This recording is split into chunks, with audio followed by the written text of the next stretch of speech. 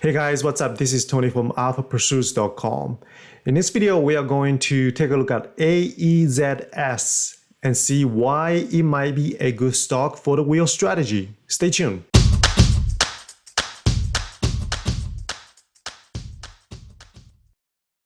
This information is for informational purposes only. Please do your own due diligence before placing any trades. So as always, we are going to start with a bit of fundamental analysis, moving on to technical, and then finish up by looking at the options chain. So AEZS is a biopharmaceutical company developing treatments for oncology and endocrinology. So looking at their book per share, cash per share, so 0.27, 0.18, they have a bit of cash on hand and they don't have debt, which is good to see. And looking at the price, it jumped up recently because of a COVID-19 vaccine related news that came out, which we're gonna touch base on that in a little bit. So that's why it jumped up and then it came down and kind of, right now it's around $1 level. So looking at the news, they recently just raised some money, 30 million via equity raise. So what this means is they basically have money now. So that is a good factor to consider. Because that means, they are not going to run out of money for a while, which means their stock price is probably going to stay around $1, hopefully close to $1 or their current value. And obviously they are developing therapies, treatments. So, until some kind of news comes out, probably there isn't going to be much movement. And that's exactly what we want. We want the stock price to remain more or less the same. Maybe a little bit lower, it's okay. Ideally going higher, of course, but we don't really care as long as it doesn't hit the strike price option that we're going to sell. So that's one good factor right there, that they have cash right now. And looking at this analysis article, basically they have quite a few of announcements recently, sort of good partnership announcement, pipeline announcement, and then COVID-19 vaccine announcement. So all these factors kind of drove the stock price higher a little bit recently. So now let's move on to technical and see what's going on there. So for technical analysis, what I like to do is to start with the weekly chart. And right off the bat, I can see there was a 100-to-1 reverse split.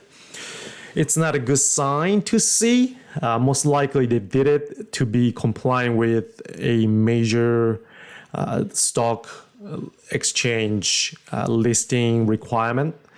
But this was back in 2015, probably 16. So, we don't really care long-term factors because all we care really is the next 30 days, 60 days, because that's the timeline that we are looking to sell the put options for the wheel strategy.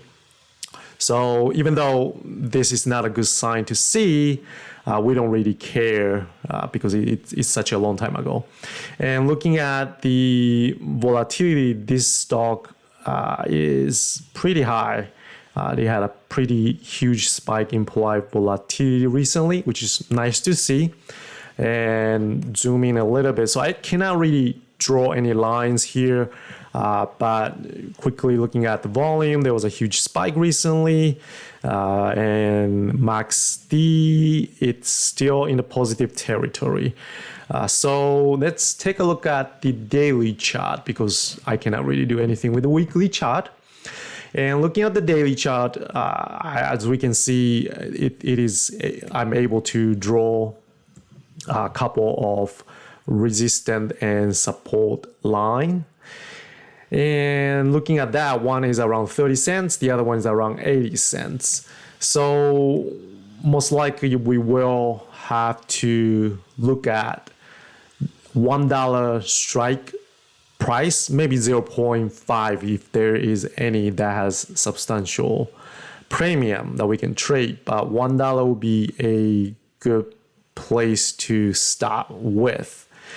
And looking at the other, indicator, money flow index, so it dropped down quite substantially after that spike there, and it came back up. So it seems like some people are buying. Looking at MACD, it went down negative, and it's at the turning point, which is good to see. RSI, it really corresponds to the price movement here. So it looks like it didn't go down quite to the bottom, but it is sort of stable at where it is right now, which is also good to see.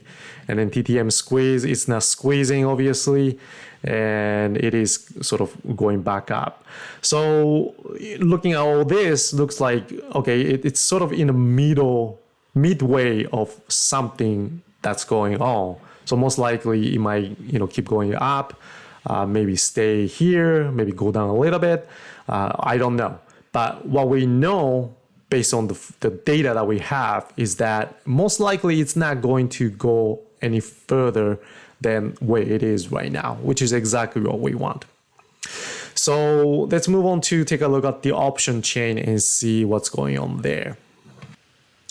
So looking at the option chains, looks like $1 strike is a good entry point. And I apologize for this hidden field. So the reason I'm saying this is a good entry point is I'm looking at, so let me mouse over this so you can see what they are. Net change, this is lot size, this is open interest, this is volume, this is delta, this is implied volatility, this is extrinsic, and this is intrinsic value. So the volume is there. There is a substantial open interest. Sorry, not volume, the open interest is there. So it's a good number.